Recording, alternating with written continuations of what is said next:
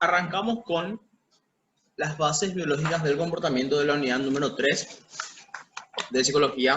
Es una de las más complejas por la cantidad de términos poco comunes que vamos a encontrar, pero bien organizada la información, yo creo que esto se puede volver algo un poco más sencillo de poder absorber.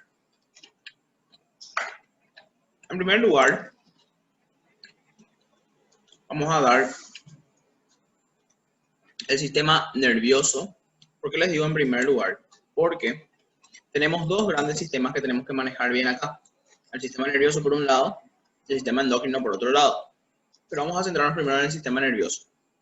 El sistema nervioso se clasifica en dos. Sistema nervioso central y sistema nervioso periférico. ¿Sí? ¿Cuál es la diferencia? Antes de explicar un poco a profundidad el sistema nervioso, quiero que entiendan bien la diferencia entre sistema nervioso y sistema endocrino. El sistema nervioso es el encargado de recibir, o sea, absorbe toda la información del mundo exterior. Cuando yo le digo información del mundo exterior me refiero a todo lo que nos rodea, las imágenes, los objetos, los sonidos, las sensaciones, es decir, todo lo que percibimos por medio del tacto, los gustos, todo lo que está en el mundo exterior y es absorbido por el organismo es gracias al sistema nervioso, que tiene la capacidad de, por diferentes fuentes, absorber la información. No solamente absorbe esta información, sino también que la procesa, es decir, le da un significado, la interpreta y gracias a eso entendemos y diferenciamos, por ejemplo, un estímulo que está visual con un estímulo auditivo. Y otra vez procesa la respuesta, es decir, qué va a hacer el organismo en respuesta a ese estímulo recibido. Entonces, el sistema nervioso es el sistema principal para poder procesar toda la información que recibimos y ofrecer respuestas al respecto. Ahora, el sistema endocrino cumple la función de complementar y facilitar este trabajo al sistema nervioso. Es decir, el sistema nervioso, como ya les estoy explicando, tiene una función bastante compleja, o sea, varias funciones, ¿verdad? Recibir, procesar y emitir respuestas. Y el sistema endocrino está a disposición del sistema nervioso para poder hacer posible todas estas funciones. Es decir, está a la espera de recibir órdenes del sistema nervioso para poder terminar de ejecutar las funciones del sistema nervioso. Es decir, es complementar el sistema endocrino. ¿Ok? Aclarado eso, entonces retomo la explicación del sistema nervioso, que como les dije, se clasifica en central y periférico. Ahora, en este slide que ustedes están viendo, vamos a centrarnos específicamente en el sistema nervioso central. ¿Ok? Entonces, de entrada, ya saben, sistema nervioso central y periférico. El central, que es el que tenemos en este slide, se clasifica en dos. ¿Sí? Ese es el problema con este tema, que hay demasiadas subclasificaciones, pero vamos a tratar de hacerlo lo más sencillo posible. Entonces, por un lado, tenemos el sistema nervioso central, que es la parte del encéfalo. El encéfalo es todo lo que se encuentra en el cráneo, dentro de la cabeza. Generalmente la gente tiende a simplificar esto diciendo el cerebro. Pero como ustedes pueden ver en este slide, el cerebro es simplemente una de las partes del encéfalo. Es decir, dentro del encéfalo se encuentra el cerebro. Además también se encuentra el cerebelo, que es como un pequeño cerebro, un poquitito más chico. Algunos tal vez conozcan el cerebro. El diencéfalo generalmente no se puede observar porque se encuentra de una forma, de manera interna dentro del cerebro, es decir, el cerebro lo recubre, salvo que sea un corte, no se puede observar bien el diencéfalo. Y el tronco encefálico, que es como una ramificación que sale del cerebro y que tiene una función muy importante que enseguida vamos a ir conociéndola. Entonces, todo lo que está dentro del cráneo, es decir, dentro de sus cabezas, es lo que se llama encéfalo. Y el encéfalo se clasifica en cuatro: cerebro, cerebelo, encéfalo y tronco encefálico. Y por otro lado, la médula espinal es todo lo que recorre nuestra espalda. ¿Sí? Ahora, ojo, no confundir la médula espinal. Vamos a hacer algo.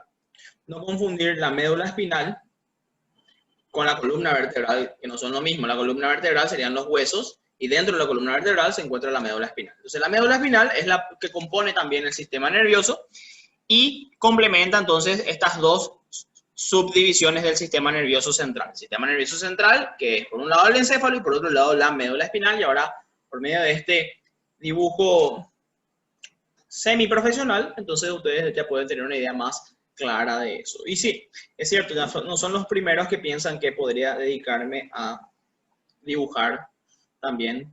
Reconozco que tengo talento, pero bueno, no viene al caso ahora eso.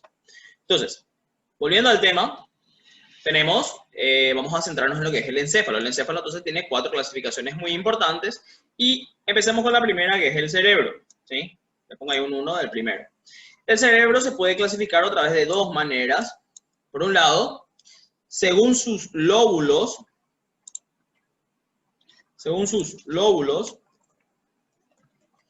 y según sus hemisferios. Como ustedes pueden ver, ya está algo escrito ahí. Según sus lóbulos, son clasificaciones, o sea, la clasificación según lóbulos no es una clasificación física. Cuando yo me refiero a que no es una clasificación física, lo que quiero decir es que no es que vos mirás el cerebro, supongamos que tenés un cerebro en tu mano y vos vas a poder notar visualmente la divisoria del cerebro por lóbulos. Sin embargo, los científicos se han percatado que hay ciertos sectores específicos del cerebro que cumplen funciones muy específicas. Entonces lo que han decidido fue separar el cerebro según sus funciones y ahí es donde se divide en 4 lóbulos, que son el lóbulo frontal, occipital, parietal y temporal. Entonces, básicamente la clasificación del cerebro según lóbulos es según sus funciones.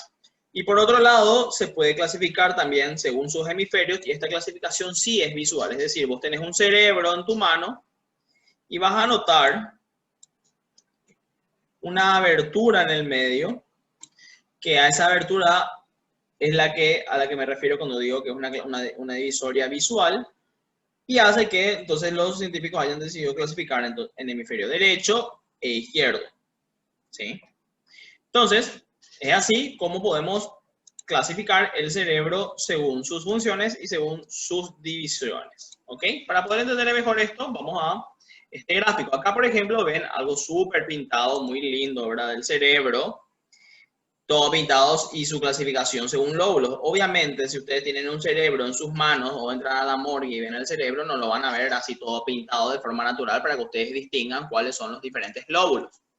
Obviamente, en esta imagen está pintada de esta forma para poder notar. Entonces, cuando hablamos del cerebro, entonces notamos los 4 lóbulos que ahora saben, cada lóbulo cumple una función distinta. Acá, por ejemplo, el lóbulo frontal, pueden observar que está encargada de la parte racional, de la planificación y de la acción. Mientras que el lóbulo parietal, por ejemplo, está muy encargado de las sensaciones, es decir, si algo te quema o sentís algo áspero, entonces eso probablemente sea procesado por el lóbulo parietal. Al igual que el manejo de las dimensiones, como por ejemplo cuando entras a una habitación y quieres colocar tu cama, tu ropero, etcétera, cómo optimizar los espacios para colocar los objetos. Entonces ahí probablemente tu lóbulo parietal sea el que empiece a funcionar con mayor énfasis. El lóbulo temporal está encargado de la memoria, de hecho ahí viene el nombre, ¿verdad? Memoria temporal, reconocer los objetos. El lóbulo occipital es el que está más estimulado a la hora de reconocer objetos o hacer función de la visión, por ejemplo. Entonces, en este gráfico se puede notar bien el lóbulo y también los lóbulos y también pueden observar el cerebelo, pero bueno, eso ya es de paso. Y ahí también, chiquitos, se ve, ¿ven? El tronco encefálico, ¿ven? Bueno, ahora en este otro gráfico también pueden observar el cerebro, tronco encefálico, ¿ven? El cerebelo, que es lo que se nota más fácilmente. Si usted quiere ver el diencéfalo, hay que partir el cerebro en 2 y ahí se va a poder ver. Pero con este gráfico ya es suficiente para que puedan entender. Y también se puede ver la médula espinal, ¿verdad? Tal vez esta imagen no sea tan gráfica y tan espectacular como el dibujo que hice recién, pero yo creo que sirve de apoyo, ¿sí? Ahora, ustedes me dicen, ¿y cómo entonces, profe, se puede observar el sistema, los hemisferios? Para eso vamos a pasar a la siguiente imagen. Viendo el cerebro desde arriba, se puede notar claramente, en este caso se ve de costado, pero si lo vemos desde arriba, se nota claramente la divisoria visual, ¿se dan cuenta? Así es el cerebro. Bueno, tampoco está pintado en celeste y rosa, ¿verdad? Tiene todo un solo color. Fíjense cómo acá no se nota la divisoria por lóbulos. Sin embargo, sí se nota la divisoria por hemisferios, bien notoria por la marca central. ¿Ven? que divide el cerebro en derecho e izquierdo, hemisferio derecho y hemisferio izquierdo. ¿Cómo se conectan estos dos hemisferios? Muy importante, por medio del cuerpo calloso. El cuerpo calloso son una serie de, vamos a llamarlo en palabras simples para que entiendan, cables que conecta un hemisferio con el otro y hace que trabajen en conjunto. Ahora, un dato muy curioso. Todo el hemisferio derecho se conecta con las partes izquierdas del cuerpo, es decir, los nervios que salen del hemisferio derecho se conectan a la zona izquierda del cuerpo. Por ejemplo, el brazo izquierdo depende de las órdenes del lóbulo derecho. La pierna izquierda depende de las órdenes del hemisferio derecho y viceversa. El brazo derecho depende de las órdenes del hemisferio izquierdo y así sucesivamente. ¿Por qué? Porque en la conexión que sale, que surgen de los hemisferios, supongamos que este es un cable que surge del hemisferio derecho, entonces se va y se conecta a la parte izquierda del cuerpo y viceversa. El hemisferio izquierdo sale y se conecta a la mano derecha. Es decir, al empezar la ramificación se cruzan y entonces de ahí la explicación del por qué los hemisferios controlan los lados opuestos del cuerpo. ¿Sí? Bueno, volvamos entonces al primer slide donde hablamos de la clasificación. Entonces tenemos el encéfalo que se clasifica en 4 y empezamos con el cerebro. Ahora ya entienden con mayor facilidad por qué el cerebro se clasifica en lóbulos y por qué se clasifica en hemisferios. Cuando hablamos de lóbulos, según sus funciones, cuando hablamos de hemisferios, de una divisoria bien notoria. ¿Ok?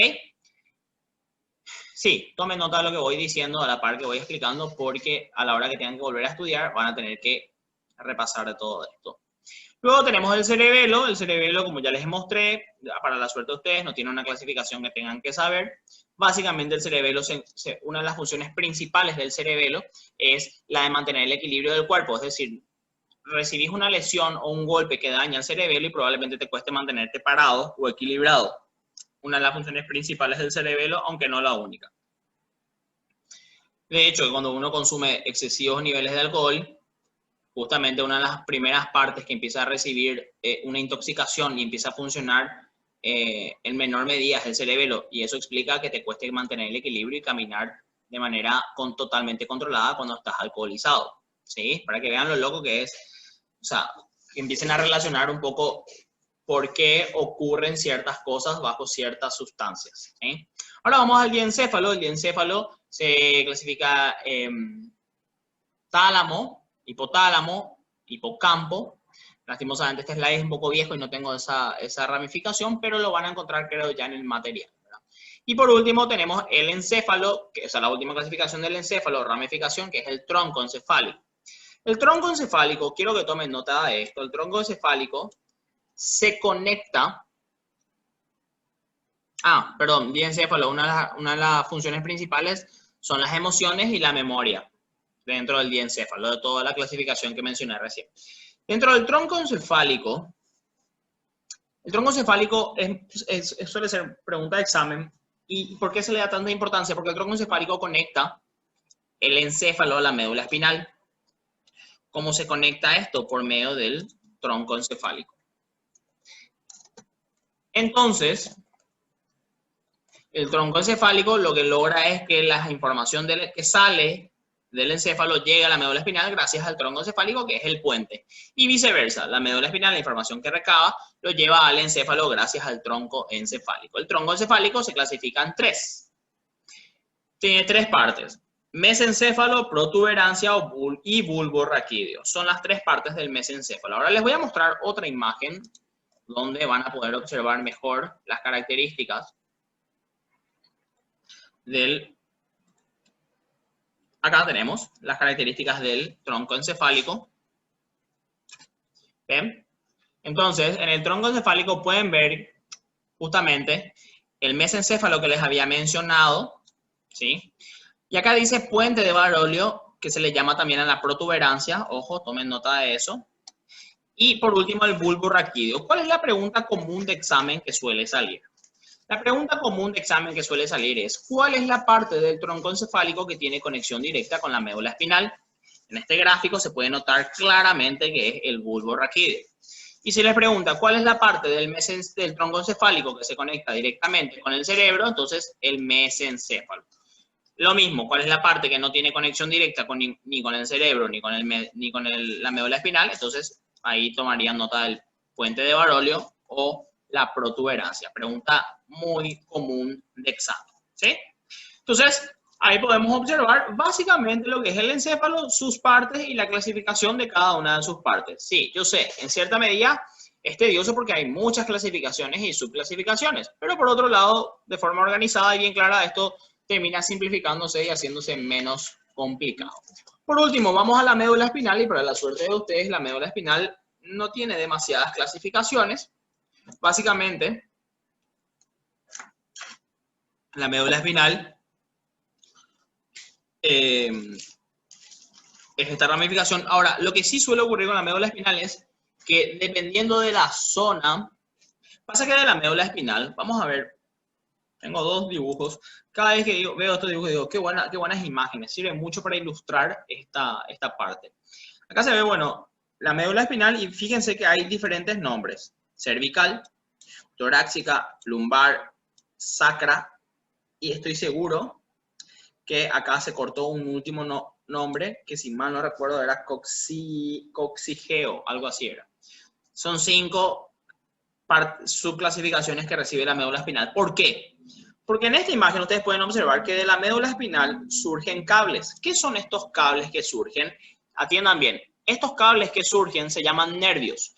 Y los nervios son el sistema nervioso periférico, chicos. ¿Se acuerdan? Les había hablado del sistema nervioso central. Voy a volver a la imagen anterior para que esto terminen de entender bien. El sistema nervioso central, yo les dije, es el encéfalo y la médula espinal. ¿Está? Y el sistema nervioso periférico son los nervios.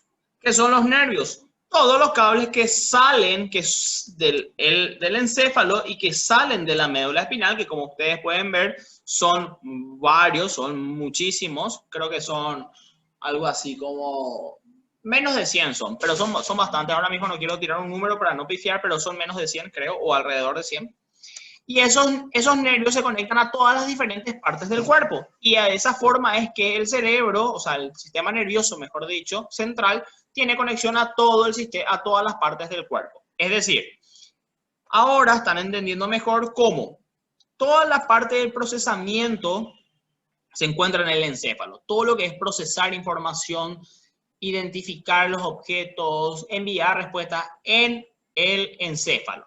Ahora, el encéfalo hace llegar sus órdenes y recibe sus órdenes de las diferentes partes del cuerpo, es decir, recibe la información del pie, por ejemplo, gracias a los nervios. ¿Sí? Los nervios que se van y se conectan a la médula espinal. Y la médula espinal se encarga de llevar esa información al encéfalo para que el encéfalo lo procese y lo termine dando una respuesta adecuada. Esa respuesta adecuada al estímulo recibido baja por medio de la médula espinal y se conecta al mismo nervio que envía la respuesta, por ejemplo, al pie. Supongamos que sentís que tiene un mosquito en el pie. Entonces, esa información sube por el nervio, llega a la médula espinal, llega al encéfalo, se procesa la información y, maldito mosquito, me está molestando el pie. Entonces, mueve el pie. Esa información baja por la médula espinal, llega al nervio, el nervio va hasta el pie y ahí el pie se mueve. ¿Se entiende? Todo eso que les acabo de mostrar ocurre en milésimas de segundos. ¿Por qué? Porque la información que se envía por medio de del sistema nervioso se envía en milésimas de segundos. Gracias a eso es que apenas sentimos el mosquito, rápidamente ya movemos el pie para espantarle o tratar de matarle con la mano, por ejemplo. ¿Sí? Entonces, fíjense qué interesante, va tomando sentido. Un sistema nervioso central compuesto de encéfalo, procesar información, enviar respuestas. Médula espinal se encarga de conectar el encéfalo con el resto del cuerpo.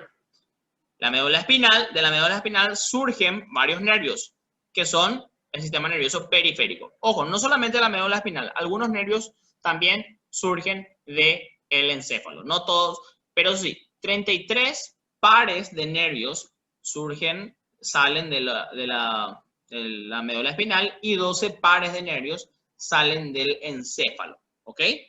¿Por qué digo pares? Porque hay un nervio que sale para el brazo derecho, por ejemplo, y hay otro nervio que sale para el brazo izquierdo. por eso se llama pares, ¿sí? Todo está uno para la derecha y otro para la izquierda, por eso son pares. O sea que si les digo 33 pares, son en total 66 nervios que surgen de la médula espinal. Y cuando les digo 12 del encéfalo, en realidad son 24, y ahí son 24 más 66, 90 más o menos, 90 nervios aproximadamente que salen de todo el sistema nervioso central, y todos esos nervios son los que se denominan sistema nervioso periférico. El sistema nervioso periférico lo que se encarga es de recabar toda la información del cuerpo y reunirlo o a la médula espinal o al encéfalo y viceversa, de enviar todas las respuestas a las diferentes partes del cuerpo. ¿Vieron qué interesante, qué lindo y qué sencillo que es cuando está organizada la información? Entonces tenemos sistema nervioso, que se clasifica en central, por un lado, que es médula espinal, y en este caso dice cerebro, pero ustedes ya saben que es encéfalo, porque es más que cerebro. Y por otro lado, el sistema nervioso periférico, que son todos los nervios. ¿Ok? Entonces, por este medio, ustedes hoy aprenden lo que es el sistema nervioso central y periférico. Y ustedes algo importante que tienen que saber de la médula espinal. La médula espinal, les estaba diciendo, perdón. Cervical, pues dice, torácica, lumbar. Lo que pasa es que todos los nervios que surgen desde este tramo hasta este tramo, todos los nervios que yacen de este pequeño tramo, se conectan a la parte cervical del cuerpo. Desde este tramo hasta este tramo a la parte torácica. Por eso llevan estos nombres. Desde esta parte hasta esta parte, el área lumbar y así sucesivamente. Por eso es que llevan esos nombres. Es decir, llevan los nombres de las partes del cuerpo que se conectan con esos nervios respectivamente. ¿Ok? Pero eso jamás he visto que haya salido en un examen de ingreso. Máximo, ¿cuáles son los nombres? Pero más que eso no. Ahora vamos al sistema nervioso periférico. El sistema nervioso periférico también tiene una clasificación. Voy a anotarles ya acá porque creo que en este slide, que es viejo, no está. El sistema nervioso periférico se clasifica en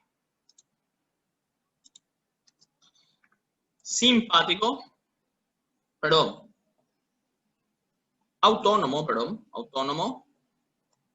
un lado, y por otro lado, sistema nervioso periférico autónomo y sistema nervioso periférico, se me fue un poco el nombre, no, se me fue el nombre, en un ratito se me va a venir el nombre y les voy a decir. Ahora, el autónomo se vuelve a subclasificar en simpático y parasimpático, ¿sí? En simpático y en parasimpático. Autónomo es increíble, como no me acuerdo. Tengo ahí en la cabeza, pero no me está viniendo. Tengo el fenómeno de la punta de la lengua, se llama. Que está ahí la información, pero no me está viniendo el nombre de la clasificación, el otro nombre. Autónomo y no me viene. Entonces, simpático y parasimpático. ¿Ok?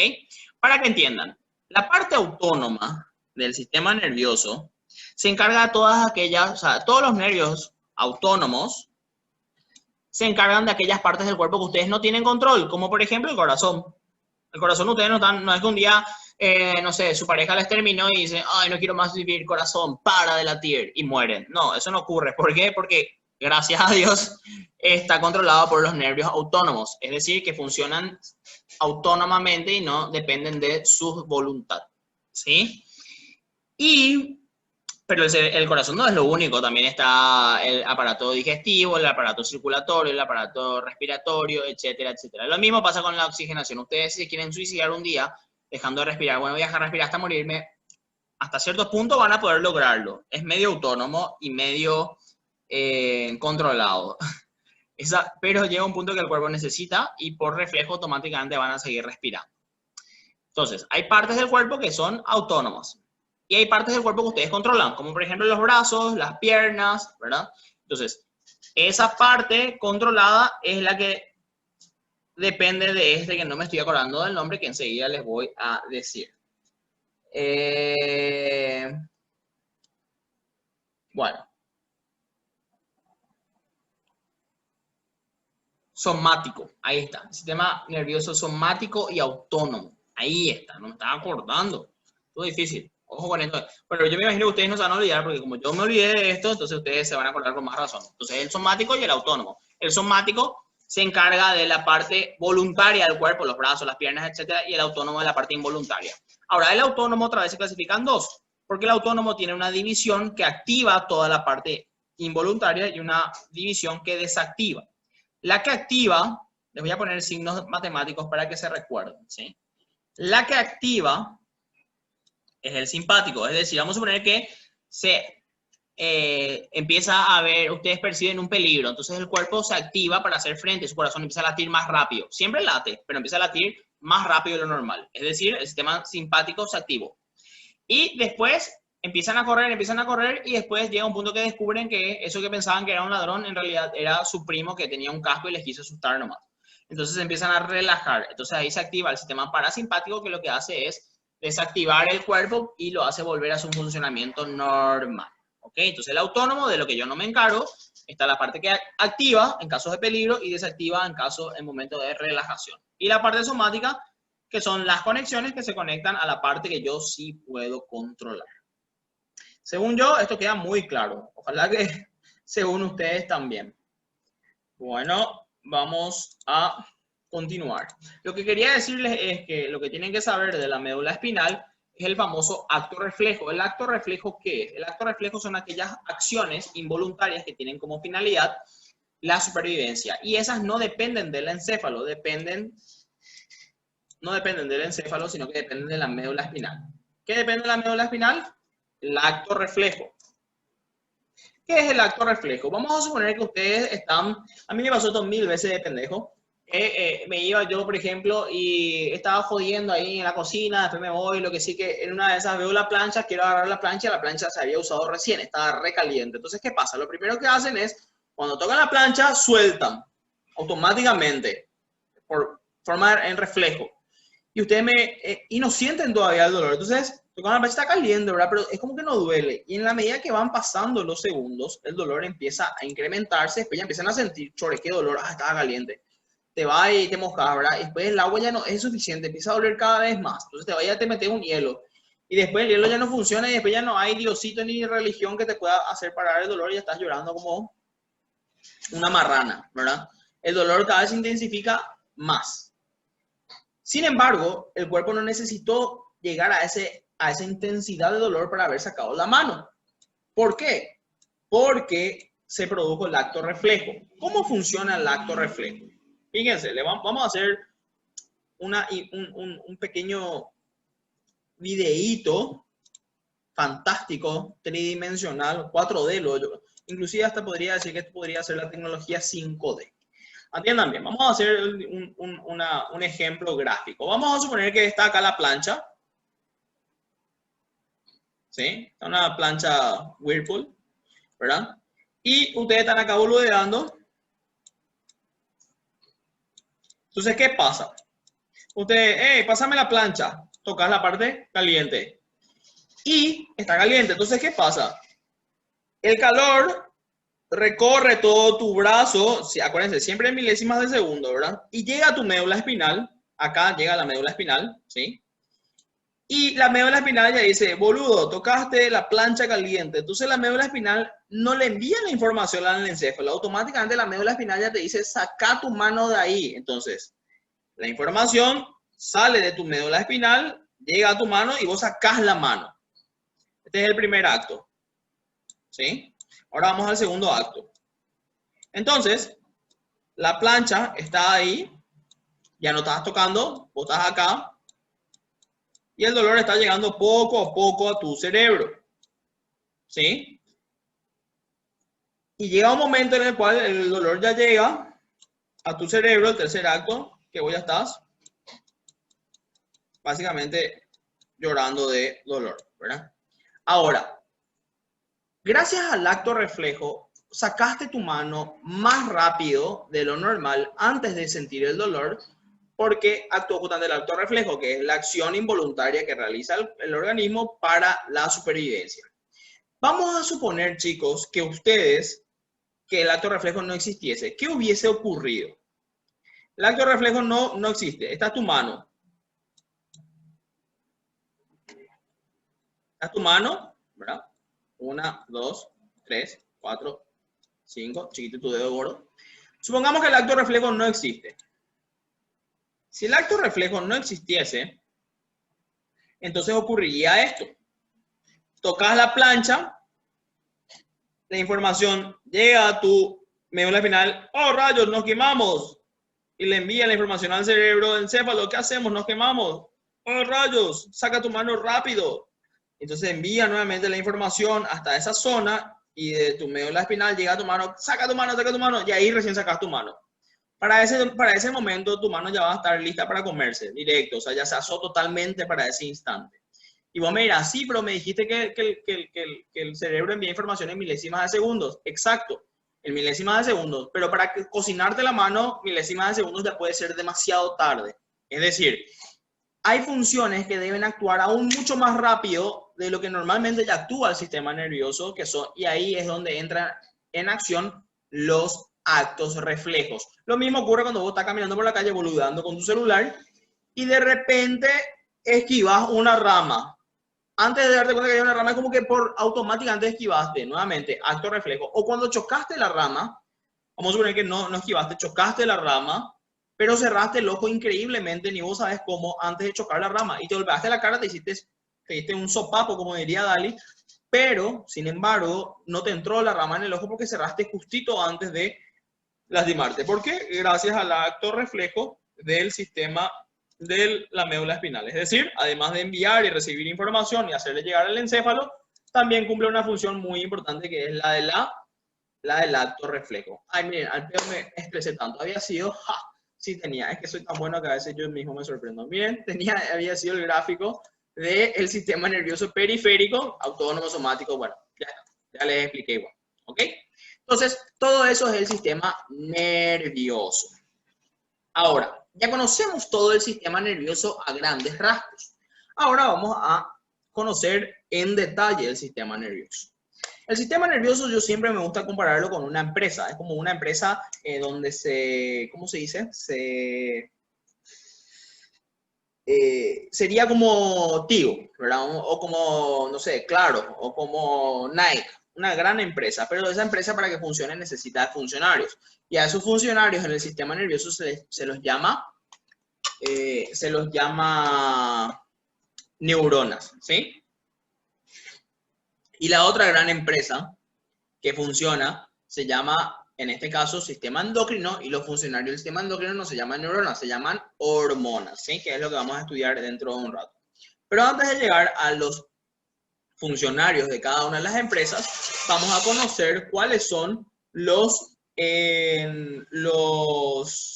las protecciones del sistema nervioso central. El sistema nervioso central, como es algo muy delicado y puede dañarse, imagínense que nosotros el sistema nervioso esté ahí dentro de tu cabeza y vos te vas boludeando por la vía, boom, te golpea la cabeza, como tantas veces nos habremos golpeado de niños, entonces el sistema nervioso ahí, pum, se daña, se rompe, se quiebra y deja de funcionar o funcionas deficientemente. Pero eso no ocurre gracias a que está muy bien protegido por los huesos. Es decir, los huesos son la capa principal de protección del sistema nervioso central, que por un lado, para la parte del encéfalo, está el cráneo que protege y recubre, bien duro, para que no se rompa todo de balde, tu sistema nervioso central, y por otro lado, para la médula espinal están las vértebras. Por eso que vos tocas tu columna vertebral y vas a sentir duro, porque están las vértebras. Pero si podés las bolas, rompes tus vértebras, pues ya está tu médula espinal. Y si te dañas la médula espinal, estás dañando tu sistema nervioso central. ¿Ok? Ahora, nuevamente, imagínense que nosotros fuésemos solamente huesos y sistema nervioso. La misma cosa, estás jodiendo ahí, estás jodiendo en tu casa, ahora no le hace caso a tu mamá, estás corriendo con tu vecinito y chocan cabeza con cabeza, por ejemplo. Típico de los niños. Yo creo que no hay niño que haya pasado los 10 años sin matarse la cabeza previamente. Entonces, imagínense, tu cerebro, o sea, tu encéfalo que está dentro de tu cerebro, de tu hueso, ¿verdad? Así. Va a rebotar con una pelota de ping-pong y se puede dañar igual tu encéfalo. Si bien no recibe el impacto porque amortigua el cerebro, pero al moverse, al agitarse el encéfalo dentro de los huesos, se puede dañar. Imagínense lo duro del hueso con lo delicado del encéfalo, puede generar grandes daños. Entonces, ¿qué ocurre? la naturaleza, la creación es tan perfecta que otra vez recubre a todo el sistema nervioso con una capa un poco más blanda que se llama meninges. Las meninges es una capa fina que recubre a todo el sistema nervioso central, tanto al encéfalo como a la médula espinal. Entonces está tu médula, esta es tu columna vertebral, bien gordita, está con sobrepeso. Esta es tu meninges que recubre a tu médula espinal. Tanto la médula espinal como el cerebro está recubierta por las meninges, que es la capa intermedia entre los huesos y el sistema nervioso. Y otra vez la meninge se clasifica en tres capas. La dura madre, que es la que tiene contacto directo con el hueso. Ojo, recuerden esto porque es pregunta de examen, que obviamente, como el nombre lo dice, es la capa más dura, claro, para poder amortiguar y resistir los roces que tiene con el hueso. Una capa intermedia que se llama aracnoides, a mí siempre me es fácil recordar que la del medio es la aracnoides, porque como siempre las arañas están escondidas en todas partes. En este caso, la aracnoides también está escondida en el medio de las dos capas. Y la pía madre, que es la capa más fina y suave que tiene contacto directo con el sistema nervioso. Entonces, fíjense qué interesante esto es. Hay tres capas, cada una más delicada y suave que la anterior, para hasta por fin llegar al sistema nervioso central. Esto hace que el contacto directo al sistema nervioso central sea tan suave y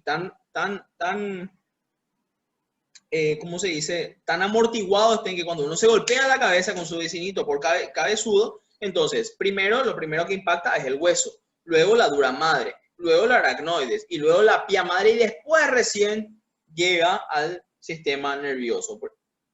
Entonces, todo eso evita que te mueras o que te quede con algún retraso mental. De todas formas, hay veces que uno se queda medio mareado. Bueno, imagínate cómo te hubiese quedado si no tenías todas esas protecciones. Imagínate lo fuerte que fue el golpe para atravesar estas 4 capas y aún así haber dañado temporalmente algunas funciones, ¿sí? Y no tranquilo con eso, entre la aracnoides y la pía madre hay un pequeño orificio al cual se le llama espacio subaracnoideo. Lindo nombre para recordar. Y por ese espacio subaracnoideo recorre un líquido. ¿Cómo que un líquido? Claro, cuando vos estás en la pileta o en el agua, ¿qué pasa cuando vos querés lanzar golpes en el agua? El líquido amortigua esos golpes.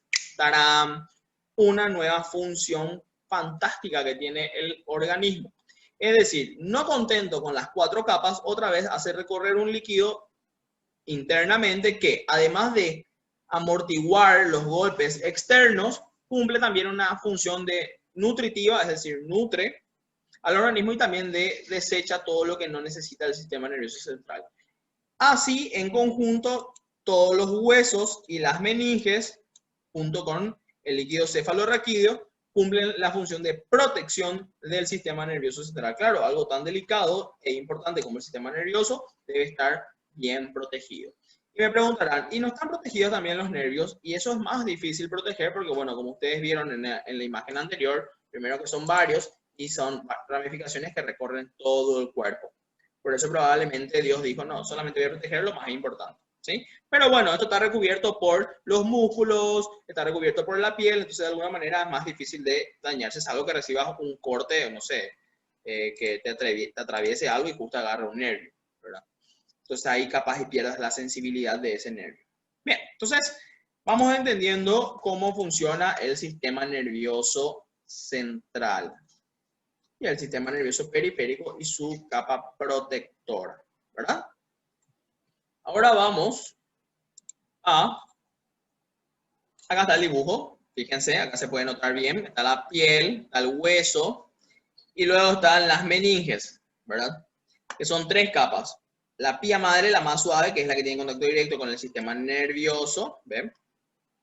Acá hay un orificio donde recorre el líquido subaracnoideo y ese orificio es el que se llama espacio subaracnoideo. La aracnoides, que es la capa intermedia, ¿ven? Y la dura madre, que son 2 capas bien duras que están en contacto directo con el hueso, ¿sí? Muy interesante y yo creo que es más fácil de aprender con todos estos gráficos acompañados de los slides. Había hablado de los empleados del sistema nervioso, se llaman neuronas. las neuronas se clasifican, tienen tres partes. La soma o núcleo, también llamado núcleo, es la parte central de la neurona. El axón es la parte que se encarga de enviar información, o sea, cada neurona envía información por medio del axón y recibe información por medio de las dendritas. Estas son las tres partes de las neuronas. Para poder entender mejor las partes de la neurona, entonces vamos a mirar un poco una neurona. ¿Sí? Generalmente me gusta mucho dibujar la neurona, pero bueno, en este caso, por una cuestión de tiempo, directamente uso este gráfico, ¿sí? Entonces, esta es la soma o núcleo, que es la parte de la neurona que procesa la información y envía las respuestas, es decir, vendría a cumplir una función similar al sistema nervioso central, al encéfalo. Envía la información por medio del axón, se llama axón, y recibe por medio de las dendritas. Las dendritas son todas estas ramificaciones tipo árbol. Mientras más dendritas, más información puede recibir esa neurona. ¿Ok? Entonces, son tres partes de las neuronas. Axón, dendritas y núcleo o soma. Ahora, hay veces que el axón está recubierto por una capa de grasa. Esa capa es la denominada mielina, vaina de mielina, ¿sí? Pero no todas las neuronas están mielinizadas. La mielina lo que hace es que la neurona envía información más rápido, es decir, las neuronas mielinizadas envían información más rápido que las no mielinizadas. ¿Por qué? Porque las no mielinizadas hacen todo este trayecto para enviar la información. Sin embargo, las mielinizadas hacen este salto, ¿ven? Entre esos espacios que hay entre las capas de mielina, y entonces la información recorre y llega más rápido. Estos pequeños espacios que están acá se llaman nódulos de Ramberg. Ahí está el nombre, ¿ven?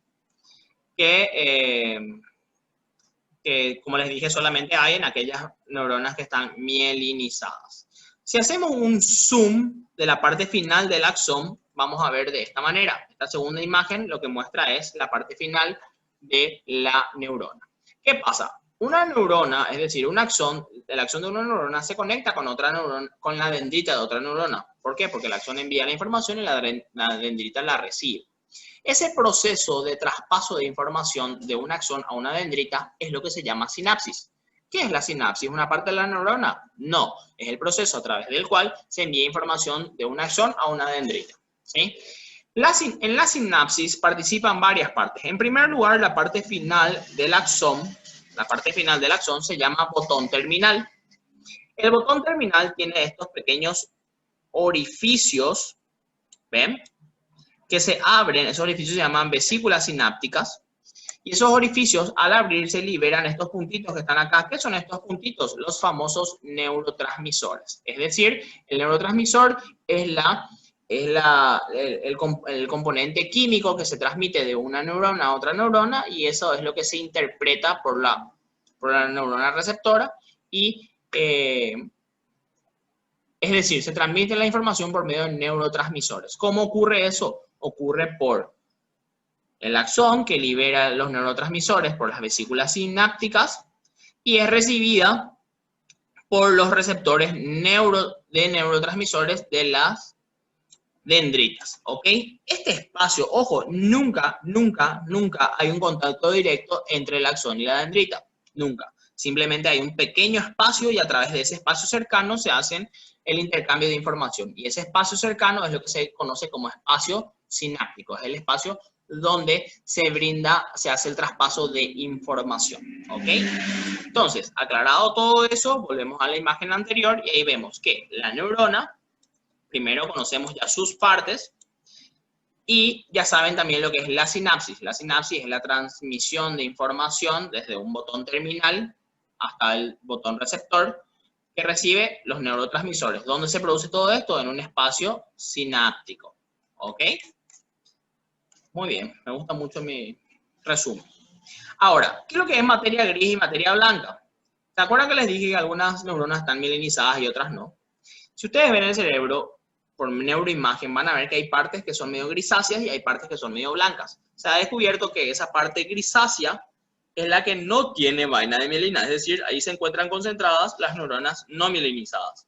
Sin embargo, esa parte blanca es donde se encuentran las neuronas mielinizadas. Claro, porque esas mielinas son como tipo grasas, ¿verdad? Entonces, que tienen el color generalmente blanco. Esto significa que el color natural de la neurona es grisácea. Entonces, ¿Cuál es la diferencia de materia blanca y materia gris? Depende de si está mielinizada o no la neurona, ¿ok? Y por otro lado, las neuronas pueden ser de tipo aferentes, eferentes o interneuronas. Las aferentes también se las llama sensibles. ¿Por qué? Porque son las que reciben información por medio de los sentidos. Es decir, vos tocas ahora tu computadora o tu celular y sentís la textura de tu celular gracias a las neuronas aferentes que se encargan de absorber esa información y llevar al encéfalo. Sin embargo, el encéfalo te dice, apretá un botón, apaga, subí el volumen, baja el volumen. Eso es gracias a las neuronas eferentes que salen del encéfalo y llevan la información hasta la mano y la mano termina por cumplir esa orden, ¿sí? Entonces, las aferentes traen información al sistema nervioso y las eferentes llevan la información del sistema nervioso a las diferentes partes del cuerpo, ¿sí? Y las interneuronas son las neuronas que envían información de una neurona a otra. Un montón de información hasta acá, ¿verdad? Sí, se van a confundir normalmente porque hay mucha información, pero al escuchar este video 2 o 3 veces, esto se va a empezar a volver un poco más sencillo. Entonces, grandes rasgos, ya conocemos las neuronas. Ahora estamos por terminar, nos estamos yendo ya al sistema endocrino, que para suerte de ustedes es menos complejo. El sistema endocrino, ¿se acuerdan que les había hablado? El sistema complementario del sistema nervioso se maneja por departamentos. Y a estos departamentos vamos a llamarlos glándulas. ¿Qué son las glándulas? Son las... Vieron que, por ejemplo, el cuerpo está compuesto por órganos. El hígado, el páncreas, bueno. ¿Qué son los órganos? Son las pequeñas partes del cuerpo que tienen funciones específicas. Sin embargo, glándulas se le llaman las pequeñas partes del cuerpo que producen una sustancia específica denominada hormona. Entonces, las glándulas son todas aquellas partes del cuerpo que producen, ¿qué cosa? Hormonas. ¿Por qué se llama glándula? Porque produce hormonas. ¿Y qué son las hormonas? Las hormonas son las encargadas de cumplir las funciones del sistema endocrino. ¿Ok? Entonces, y todas las glándulas son las que componen el sistema endocrino. ¿Está? Entonces, vamos a anotar acá, hormonas. Perfecto. Entonces, todo el sistema endocrino está encargada de controlar las glándulas y las glándulas producen hormonas. ¿Sí? Bueno, entonces, ¿cuántas glándulas hay? Y nosotros las que vamos a estudiar ahora son las siguientes. Las glándulas que le vamos a dar más importancia, según el programa, es la hipófisis, a la cual, como ustedes pueden ver, se le llama glándula maestra. ¿Por qué se lo llama glándula maestra? Es así. El sistema nervioso envía una información. Vamos a suponer que el sistema nervioso quiere que se active el páncreas. ¿Está? Pero el sistema nervioso no, le avisa al gerente nada más, al gerente de la empresa que es la hipófisis. Le dice, bueno, hipófisis, quiero que el páncreas empiece a funcionar. Entonces, ¿qué hace la hipófisis? La hipófisis envía una hormona que va hasta el páncreas y le dice, hola, tengo órdenes de la hipófisis de que te actives tus hormonas. Entonces el páncreas le dice, bueno, señor, ¿qué hormona querés que active? Bueno, ahora mismo necesito que aumentemos el nivel de azúcar en sangre. Ok, entonces voy a activar el glucagón. Es decir, la hipófisis produce hormonas que le da órdenes a las diferentes glándulas. Por eso es que lleva el nombre de glándula maestra. Es decir, la hipófisis empieza a fallar y todas las demás glándulas también van a recibir fallas. ¿Por qué? Porque no van a recibir las órdenes correspondientes. ¿Se entiende? Ahora, ya que empecé a hablar del páncreas, continúo del páncreas. El páncreas es una glándula que, una glándula que se encarga de producir dos tipos de hormonas principalmente. El glucagón, que básicamente, hablando mal y pronto, aumenta el nivel de azúcar en sangre, y cuando hay demasiada azúcar en sangre, produce otra hormona opuesta, que es la insulina, que lo que hace es disminuir los niveles de azúcar en sangre. Es lo que suele ocurrir con las personas diabéticas que producen bajos niveles de insulina y por ende no pueden regular el nivel de azúcar en sangre. Luego tenemos por otro lado también la tiroides. La tiroides produce principalmente la tiroxina. ¿La tiroxina de qué se encarga? Acuérdense, páncreas regular el azúcar en sangre. Tiroxina de regular el funcionamiento del metabolismo, es decir, que se active el organismo y actúe con mayor intensidad o que disminuya la intensidad de sus acciones. Eso vendría a ser el metabolismo. Mientras más tiroxina, mayor funcionamiento del metabolismo, mientras menos tiroxina, menor funcionamiento del metabolismo. El famoso caso de problemas de tiroides es el caso de Ronaldo el Fenómeno, el jugador brasilero que ya es retirado, que jugó en el Real Madrid y otros más, no Cristiano. Ustedes son pubers, probablemente no sepan, pero hubo un Ronaldo antes del Ronaldo actual, el llamado Fenómeno, y él sufría de una alteración en las tiroides. Él tenía un hipotiroidismo, una baja producción de tiroxina. Entonces, ¿qué hacía? Que su cuerpo trabajaba con menor frecuencia, su metabolismo trabajaba con menor frecuencia, entonces, como trabajaba con menor frecuencia, no procesaba, por ejemplo, tan rápido los alimentos y engordaba, aunque consumía pocos alimentos o alimentos de manera equilibrada, igual terminaba engordando. ¿Sí? Un rápido ejemplo para que se recuerden de las tiroides. Tiroides, Ronaldo. Engorde. ¿Por qué? Hipotiroidismo. Hipo viene de poco. Poco funcionamiento de las tiroides. Luego está la glándula suprarrenal. Y la glándula suprarrenal está partida en dos. Así, es decir, hay una parte, bueno, en realidad no está partida en dos, es así. Está la glándula suprarrenal, que tiene una corteza. ¿Ven? Esta es la corteza, vendría a ser la parte externa. Y la parte interna vendría a ser la médula de la glándula suprarrenal. Cada una de ellas produce hormonas distintas. Entre ellas, la médula suprarrenal produce la famosa adrenalina, es decir, cuando te sentís en peligro, producís adrenalina y eso te activa el organismo. Y cuando te sentís con demasiado estrés, con demasiado problema, lo que hace la glándula suprarrenal es producir, la corteza de la glándula suprarrenal produce cortisol, que es la famosa hormona del estrés que se le llama. Por último tenemos las gónadas. Las gónadas es la única hormona que en el hombre lleva un nombre y en la mujer lleva otro nombre. En el hombre lleva el nombre de testículo, que es eso que está dentro del escroto, colgado debajo del pene. ¿Sí? Eso vendría, ahí se encuentran los testículos, que son los dos famosos testículos, que son como una especie de huevito. Se les dice los huevos, ¿verdad? De forma popular. En el caso de las mujeres también tienen esto, pero no está de forma interna, no de manera externa, que son los ovarios que se encuentran en la parte final de la trompa de Falopio, y creo que ya dimos esto en una clase anterior.